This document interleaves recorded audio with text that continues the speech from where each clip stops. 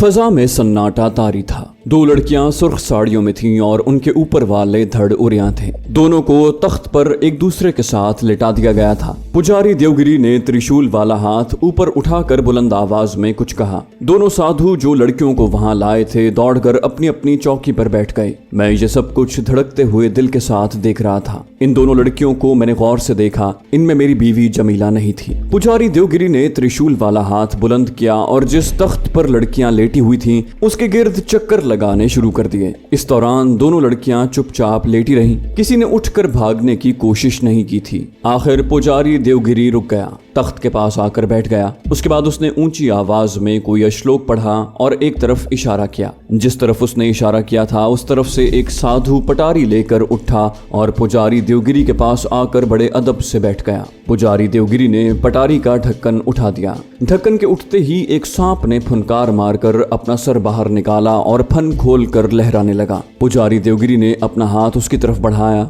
सांप उसकी हथेली पर आकर बैठ गया। पुजारी देवगिरी ऊंची आवाज में श्लोक पढ़ रहा था। उसने आहिस्ता से सांप को एक लड़की के सीने पर बिठा दिया। सांप ने लड़की के सीने पर बैठते ही फुनकार मारकर पूरे गुस्से और गैज़ो गज़ब के साथ लड़की के सीने पर 3 बार डस लिया। लड़की के हलक से भयानक चीख निकली और उसका सर एक तरफ लुढ़क गया। पुजारी देवगिरी ने सांप को लड़की के सीने से उठाकर दूसरी लड़की के उरियां सीने पर रख दिया। सांप ने फुनकार मारकर दूसरी लड़की के सीने पर भी 3 बार डस लिया। दूसरी लड़की के हलक से भी एक दर्दंगेज चीख निकली और उसका सर भी सांप के जहर के जेर असर एक तरफ ढलक गया। उसके साथ ही सारे साधु अपनी अपनी चौकियों से उठ खड़े हुए और जिस तख्ते पर दोनों लड़कियां बेहोश या मुर्दा पड़ी थीं उसके गिर्द ढोल ताशों की थाप पर झूम झूम कर रक्स करने लगे। पुजारी देवगिरी दोनों हाथ ऊपर उठाए जोर जोर से श्लोक पढ़ रहा था। काफी देर तक ये वहशियाना रक्स जारी रहा। फिर आहिस्ता आहिस्ता सारे साधु रक्स करते झूमते झामते वापस अपनी अपनी चौकियों पर जाकर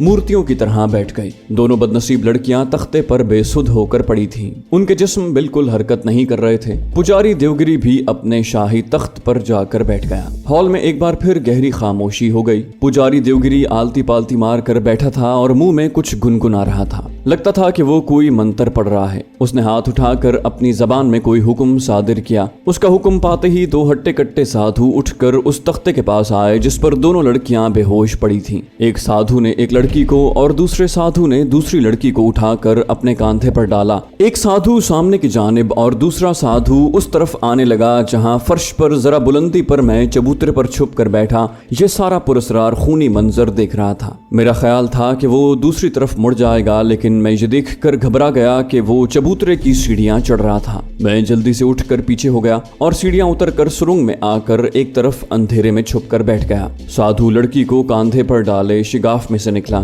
सीढ़ियां उतरकर सुरंग में आया और उसी तरफ चलने लगा जिस तरफ से मैं आया था। सुरंग में वापस जाने का यही एक रास्ता था। मैं परेशान होकर सोचने लगा कि मुझे क्या करना चाहिए। जिस तरफ से मुझे वहां से भागकर निकलना था उस तरफ साधु लड़की को लेकर जा रहा था। मुझे ख्याल आया कि जरूर ये साधु लड़की को जंगल में फेंकने जा रहा होगा। मैं भी उठकर उसके पीछे पीछे सुरंग में वापस चलने लगा। मैंने देखा कि साधु सुरंग का मोड़ घूम गया। मैं उससे 15-20 कदम पीछे था और मैंने जेब से अपना कमांडो चाकू निकाल लिया था कि अगर साधु ने मुझे देख लिया और मुझ पर हमला किया तो मैं उसे ठिकाने लगा दूंगा। साधु सुरंग में चलता गया। आगे फिर सीढ़ियां आ जाती हैं जो ऊपर उस कोठरी में जाती हैं जहां मैंने मरियल सपेरे सिंघू को सांप से खेलते और बीन बजाते देखा था। मुझे यकीन हो गया था कि ये साधु लड़की को जंगल में फेंकने जा रहे हैं, क्योंकि जाहिर है लड़की को इस कदर जहरीले सांप ने 3 बार काटा था, वो कैसे जिंदा बच सकती थी। मैंने देखा कि साधु लड़की को उठाए 3-4 सीढ़ियां चढ़कर कोठरी में चला गया।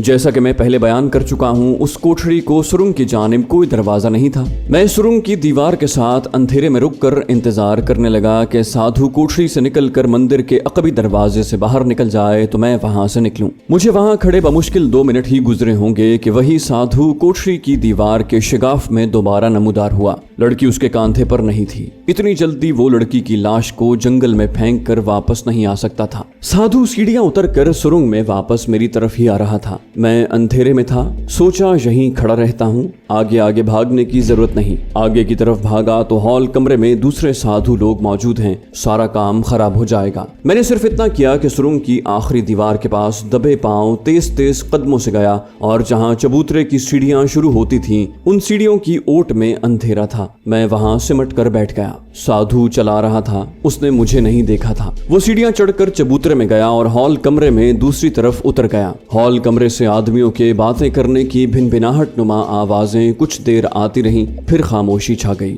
मैं बड़ी एहतियात से सीढ़ियां चढ़कर चबूतरे पर गया। हॉल कमरे में झांक कर देखा, वहां कोई नहीं था। मैं नीचे उतरकर सुरंग में से गुजरता हुआ उस कोठरी में आ गया जहां मेरे ख्याल में साधु सांप से डसवाई जाने वाली नीम उरिया लड़की को छोड़ा गया था। कोठरी में आकर मैंने देखा कि लड़की फर्श पर बिल्कुल सीधी पड़ी थी। उसके सरहाने की जानिब औंधे रखे हुए मटके पर दिया जल रहा था। लड़की बेहोश थी और जैसा कि मैं बयान कर चुका हूँ, कमर से ऊपर उसका जिस्म उरिया था। मैं आहिस्ता आहिस्ता चलकर लड़की के पास आकर बैठ गया। मैंने उसके सीने पर निगाह डाली। सीने पर सांप के 3 बार डसने के 3 निशान साफ नजर आ रहे थे। इन निशानों पर खून की बूंदें निकलकर जम गई थी। लड़की आहिस्ता आहिस्ता सांस ले रही थी। वो जिंदा थी। मैं हैरान हुआ कि उसको सांप ने 3 बार काटा है, फिर भी ये जिंदा है। मुझे ख्याल आया कि ये हो सकता है कि सांप इतना जहरीला न हो। मैं सोचने लगा कि अब मुझे क्या करना चाहिए, जमीला को कहाँ तलाश करना चाहिए। यही फैसला किया कि वापस हॉल कमरे में जाऊं और वहां से जो रास्ता दूसरी तरफ तहखाने को जाता है, वहां जाकर जमीला का खोज लगाने की कोशिश करूं। उस तरफ साधु दूसरी लड़की को ले गया था। मुझे अपने पीछे सांप की फुनकार की आवाज आई। मैं घबरा कर उठा और दौड़कर दीवार के साथ लग गया। जिस तरफ से मैं कोठरी में आया था, उस तरफ से मैंने एक सांप को आते देखा। सांप काले रंग का था और कुछ नहीं तो 4 फुट लंबा था। मैंने पहले तो सोचा कि वहां से निकल जाऊं, लेकिन जब देखा कि सांप फर्श पर रेंगता हुआ सीधा लड़की की तरफ जा रहा है तो वहीं रुक गया। कोठरी में दिए की रोशनी सिर्फ लड़की के इर्द गिर्द ही पड़ रही थी। जहां मैं खड़ा था उस जगह अंधेरा था। स्याह सांप फर्श पर बेहोश पड़ी लड़की के इर्द गिर्द चक्कर लगाने लगा। कोई 10-12 चक्कर लगाने के बाद वो लड़की के जिस्म पर चढ़ गया। उसने अपना फन उठा रखा था। वो लड़की के जिस्म पर रेंग रहा था। रेंगता हुआ कभी उसकी गर्दन से लिपट जाता, वहां से उसके सीने पर आ जाता, फिर लड़की की कमर के पीछे चला जाता।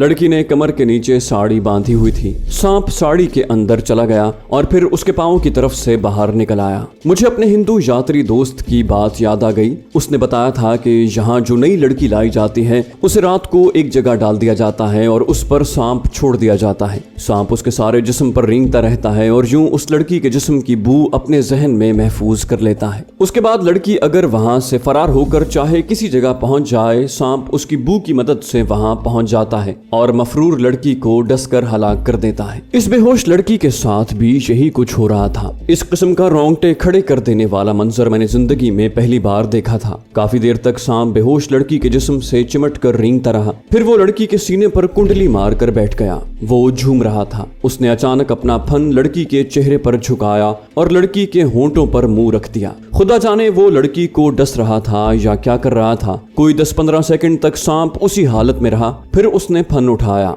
जोर से फुनकारा और लड़की के जिस्म से उतरकर रेंगता हुआ जिधर से आया था उधर को चला गया। मैं आहिस्ता से चलकर लड़की के पास आया। लड़की उसी तरह बेहोश पड़ी थी। लड़की के होंठों पर एक जगह सुर्ख खून का नुक्ता सा बन गया था। शायद सांप ने उसे वहां काटा था। सांपों का ये पुरस्कार खेल मेरी समझ से बाहर था। मैं सोच रहा था कि क्या यही सलूक मेरी बीवी जमीला के साथ भी इन लोगों ने किया होगा। ये सोच कर कि वो जिंदा नहीं रही होगी, मेरा खून खौल उठा। दिल ने कहा, चाकू खोल कर हॉल कमरे के दूसरे तहखाने में जाओ और इन सब शैतान सिफत आदमियों को मौत के घाट उतार दो। मगर इस तरह बहुत मुमकिन था कि जमीला मुझसे और दूर कर दी जाती। अभी तक मुझे ये भी पता नहीं चल सका था कि मेरी बीवी इस जहन्नमी मंदिर में मौजूद भी है या नहीं। ये मालूम करने के लिए जरूरी था कि हॉल कमरे के दूसरी जानिब जो कोठरियां या तहखाना है, वहां जाकर देखूं। मैं उठकर हॉल कमरे की तरफ चलने ही लगा था कि एक नहीफ सी आवाज सुनकर मेरे कदम वहीं रुक गए। मैंने मुड़कर देखा, औंधे घड़े पर जलते हुए दिए की धीमी रोशनी में बेहोश लड़की को होश आ चुका था। उसकी आंखें खुली थीं। वो उसी तरह बेहिस्सो हरकत लेटी हुई थी मगर अपने होश में थी।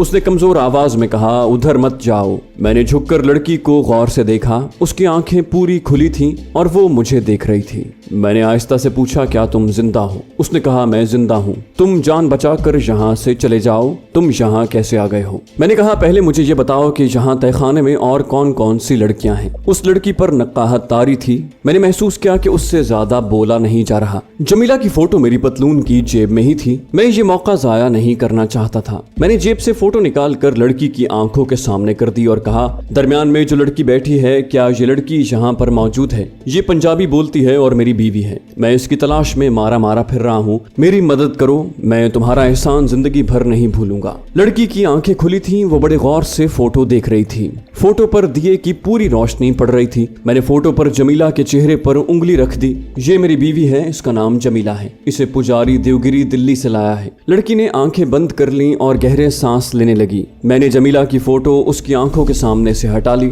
लड़की ने आहिस्ता से आंखें खोल दी। वो मेरी तरफ टिकटिकी बांध कर देखने लगी। फिर उसने कमजोर आवाज में कहा, कल आधी रात के बाद मंदिर के पीछे तालाब पर आ जाना।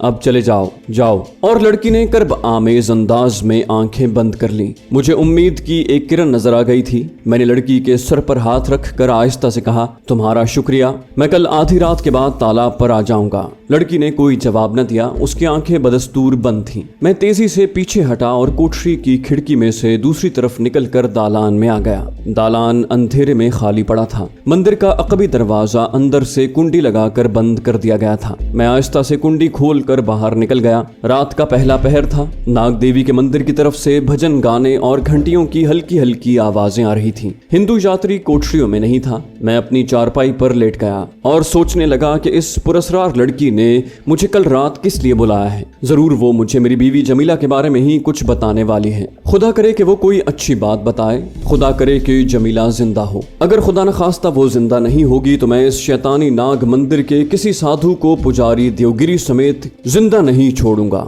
यही कुछ सोचते सोचते मुझ पर नींद का गलबा तारी होने लगा और मैं सो गया। दूसरा दिन मैंने मंदिर के अहाते में ही गुजारा। मुझे मुश्ताक अली साहब ने दिल्ली में हिदायत की थी कि मैं मंदिर के आसपास के इलाके में ज्यादा निकलने की कोशिश न करूं, क्योंकि इस किस्म के मंदिरों में पुलिस इंटेलिजेंस के एक दो आदमी जरूर मौजूद होते हैं। दिन गुजर गया। रात आ गई। मंदिर के भंडार पर ही मैंने थोड़ा बहुत खाना खा लिया। हिंदू यात्री शाम के वक्त कोठरी में आया और ये कहकर चला गया कि वो रात नाग मंदिर में पूजा करके गुजारेगा। मुझे पुरस्कार लड़की ने आधी रात के बाद तालाब पर आने को कहा था। मेरे पास कोई घड़ी नहीं थी। मंदिर के छोटे हॉल कमरे में एक क्लॉक लगा था। मैंने क्लॉक पर रात के 12 बजे का वक्त देखा और खामोशी से मंदिर की अकबी दीवार वाले छोटे दरवाजे की तरफ चल पड़ा। उस तरफ अंधेरा भी था और कोई बंदा भी नहीं था। मैं छोटे से दरवाजे से निकलकर नशेब में थोड़ा उतरने के बाद तालाब के पास आ गया। तालाब चौकोर था। उसकी एक जानिब मंदिर की पुरानी दीवार थी और दूसरी जानिब बल्कि 3 जानिब जंगल था, जहां दरख्तों के झुंड शुरू हो जाते थे।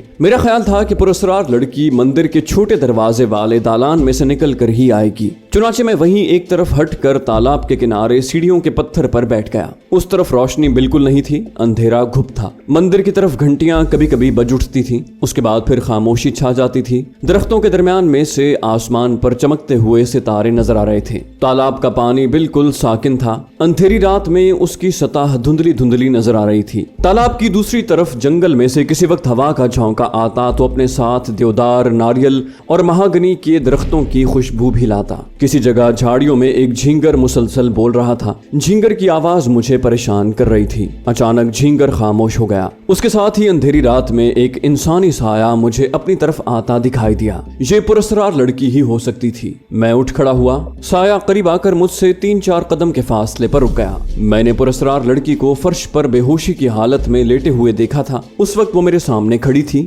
अंधेरा भी था। उसे पहचानने में मुझे दिक्कत महसूस हो रही थी। मैंने आहिस्ता से पूछा, क्या तुम मंदिर वाली लड़की हो? लड़की ने जवाब दिया, हाँ मैं वही हूँ। और वो मेरे करीब आ गई। कहने लगी, मेरे साथ आओ। वो अंधेरे में जंगल की तरफ हो गई। मैं उसके पीछे पीछे चलने लगा। रात की तारीकी में गुंजान दरख्तों के खाके ही नजर आ रहे थे। वो दरख्तों के दरमियान चलती जंगल में बाएं तरफ मुड़ गई। जरा आगे जाकर दरख्तों के नीचे एक कोठरी सी अंधेरे में दिखाई दी। लड़की ने मेरी तरफ मुड़कर देखा। डरो नहीं, मेरे पीछे पीछे आओ। कोठरी का कोई दरवाजा नहीं था। अंदर घुप अंधेरा था। मुझे लड़की दिखाई नहीं दे रही थी। सिर्फ उसके सांस लेने की आवाज आ रही थी। अंधेरे में माचिस की तीली जली और रोशनी हुई। हुई। लड़की दीवार के एक ताक में रखी हुई मोमबत्ती रोशन कर रही थी। मोमबत्ती रोशन करके उसने ताक में से उठाकर उसे फर्श पर एक तरफ लगा दिया और वहां बैठते हुए बोली, यहाँ बैठ जाओ। मैं उसके सामने फर्श पर बैठ गया। पुरस्कार लड़की वही थी जिसको कल रात मैंने उस हालत में देखा था कि वो फर्श पर नीम बेहोशी की हालत में नीम उरेयां पड़ी थी और स्याह नाग उसके जिस्म पर रेंग रहा था। लड़की के नक्श तीखे थे,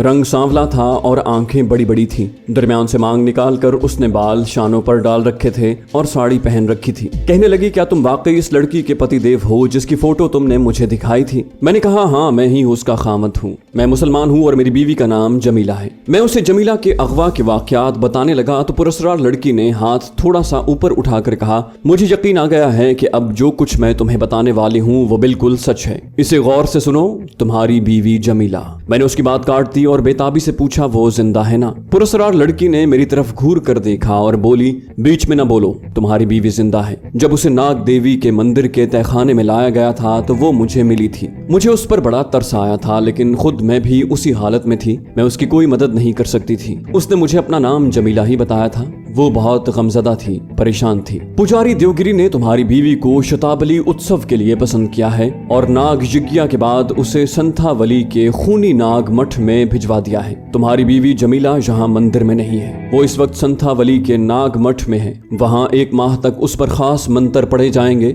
उससे जबरदस्ती तपस्या करवाई जाएगी ताकि वो पूरी तरह शुद्ध होकर हिंदू औरत बन जाए। मैं परेशानी के आलम में पुरस्कार लड़की की बातें सुन रहा था। मुझे यकीन नहीं आ रहा था कि मेरी बीवी के साथ ऐसा सलूक भी हो सकता है। मैंने कहा, खुदा के लिए अगर तुम सच्चे दिल से मेरी मदद करना चाहती हो तो मुझे बताओ कि ये संथावली मठ किस जगह पर वाक़ है। मैं जान की बाजी लगाकर वहां से अपनी बीवी को निकाल कर ले जाऊंगा। पुरस्कार लड़की ने गहरा सांस भरकर कहा, मैं तुम्हें बता चुकी हूँ कि पुजारी देवगिरी ने तुम्हारी बीवी को नाग यज्ञ की रस्म अदा करने के बाद संथावली के मठ में भेजा है। मैंने पूछा, इसका क्या मतलब है? पुरस्कार लड़की बोली, इसका मतलब है कि तुम्हारी बीवी के जिस्म पर भी पूरी रात स्याह सांप को फिराने के बाद वहां भेजा गया है। तुम अपनी बीवी को निकाल कर जहां भी ले जाओगे, नाग देवी के सांप उसका पीछा करेंगे और उसके साथ तुम्हें भी मौका मिलते ही डस कर हलाक कर देंगे। मैंने कहा, लेकिन मेरी बीवी के जिस्म पर तो तुम्हारे कहने के मुताबिक सिर्फ 1 सांप को फिराया गया है। मेरी बीवी के जिस्म की बू का तो सिर्फ 1 सांप को एहसास होगा। मैं उस सांप को हलाक कर सकता हूँ। पुरस्कार लड़की कहने लगी, नाग यज्ञ में ऐसा होता है कि एक रात काला सांप नई आने वाली लड़की के जिस्म पर फिराया जाता है। उसके बाद वो सांप नाग देवी के बाकी सारे जहरीले सांपों को अपनी फुनकार से लड़की के जिस्म की बू से रुशनास करवा देता है। इस वक्त नाग देवी के मंदिर के तहखाने में सैकड़ों जहरीले सांप पटारियों में बंद हैं। ये सारे सांप जिस तरह मेरे बदन की बू से वाकिफ हो चुके हैं, उसी तरह तुम्हारी बीवी के जिस्म की बू से भी वाकिफ हो गए हैं। ये बू इन सांपों को सैकड़ों मील के फासले से आ जाती है। तुम एक सांप को हलाक करोगे तो उसकी जगह दूसरा सांप तुम्हारी बीवी की बू पर चल पड़ेगा और वो जहां भी होगी वहां किसी न किसी तरह पहुंचकर उसे मार डालेगा। मैंने उससे सवाल किया, तुम इस वक्त नाग देवी के मंदिर से काफी दूर जंगल में आ गई हो, मगर तुम्हें तो किसी सांप ने नहीं डसा। कोई सांप तुम्हारे जिस्म की बू पाकर तुम्हारे पीछे पीछे नहीं आया? पुरस्कार लड़की बोली, नाग मंदिर की हद इस पुरानी समात की कोठरी तक है। अगर मैं इससे आगे गई तो कोई ना कोई सांप तहखाने की पटारी से निकलकर मेरा पीछा करना शुरू कर देगा और मुझे डस कर हलाक कर देगा। मैं अजीब सूरत हाल में फंस गया था। मैंने कभी सोचा तक नहीं था कि ठाके में अपनी बीवी के साथ सुकून से जिंदगी बसर करते करते मेरी जिंदगी में ये इनकलाब भी आ जाएगा और सांपों की पूजा करने वालों के चुंगल में फंस जाएंगे। मैं और मेरी बीवी भयानक किस्म के हालात का शिकार हो चुके थे, लेकिन मैंने हिम्मत नहीं हारी थी। मुझे अपने खुदा पर भरोसा था। मेरे दिल को यकीन था कि इन पुजारियों के सांप मुझे और मेरी बीवी का कुछ नहीं बिगाड़ सकेंगे। इसके बावजूद किसी वक्त ये ख्याल जरूर आता था कि अगर खुदा न खास्ता किसी सांप ने दुश्मन बनकर अनजाने में हमला कर दिया तो मेरे पास सांप के जहर का कोई तोड़ नहीं था। लेकिन इस वक्त सबसे अहम सवाल अपनी बीवी जमीला को इन शैतानी पुजारियों के चुंगल से छुड़ाना था।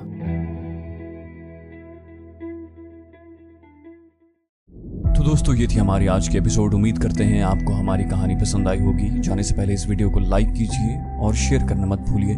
कमेंट करके हमें बताइए कि आपको हमारी वीडियो कैसी लगी। और अगर अभी तक आपने इस चैनल को सब्सक्राइब नहीं किया तो इसे सब्सक्राइब कीजिए और बेल आइकन दबाकर ऑल नोटिफिकेशंस ऑन कर लीजिए।